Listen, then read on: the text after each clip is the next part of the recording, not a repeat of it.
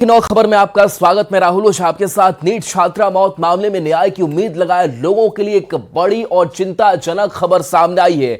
मामले की तह तक पहुंचने के लिए गठित एसआईटी के सौंपे गए अधूरे दस्तावेजों के कारण एम्स पटना की मेडिकल जांच प्रक्रिया बुरी तरह प्रभावित हो रही है।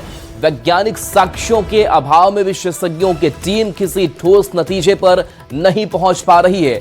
एम्स पटना के फॉरेंसिक विभागाध्यक्ष डॉक्टर विनय कुमार ने बताया कि संस्थान के निदेशक और अधीक्षक के निर्देश पर एक विशेष मेडिकल बोर्ड का गठन किया गया है। यह टीम पिछले एक सप्ताह से सक्रिय है, लेकिन जांच की रफ्तार तकनीकी कारणों से धीमी है।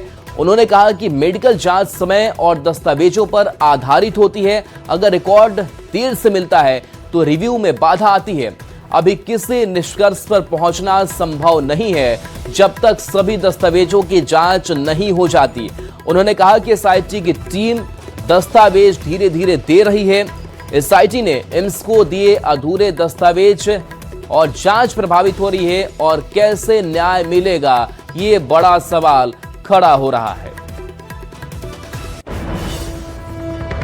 हमसे कोई प्रीमेच्योर स्टेटमेंट की उम्मीद ना करें जी।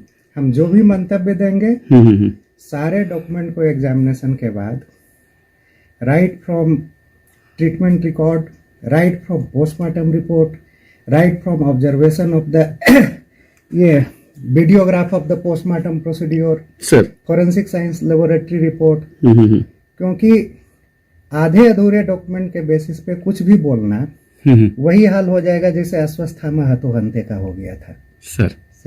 अभी भी हमने एसआईटी को बोला है, बीच बीच में हम लोग जैसे जैसे एग्जामिनेशन कर रहे हैं डॉक्यूमेंट का, वैसे वैसे जिस जिस डॉक्यूमेंट की हमको जरूरत पड़ रही है एसआईटी को हम बार बार एसआईटी को बोलते हैं, वो डॉक्यूमेंट ला करके देती है सर। तो अभी भी पूरी डॉक्यूमेंट नहीं आ पाई है सर।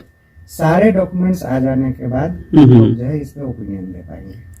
हाँ, अभी तक के डॉक्यूमेंट्स काफी हद तक आ चुके हैं, लेकिन पूरी तरह से कंक्लूजन पर पहुंचने के लिए पर्याप्त नहीं। मैं लगता है मैं कुछ नहीं बोलूंगा। अब सवाल है कि संवेदना की मौत पर क्या अब तक हुआ है।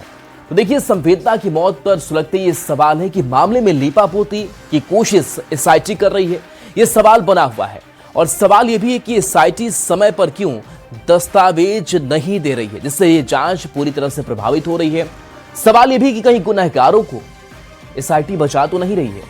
और सवाल तो ये भी है कि एसआईटी ने एम्स को आखिर अधूरे दस्तावेज क्यों दिए। क्या जांच को प्रभावित करने की ये पूरी कोशिश है, कोई साजिश है? ये कई सवाल लगातार खड़े हो रहे हैं। चलिए बढ़ेंगे आगे।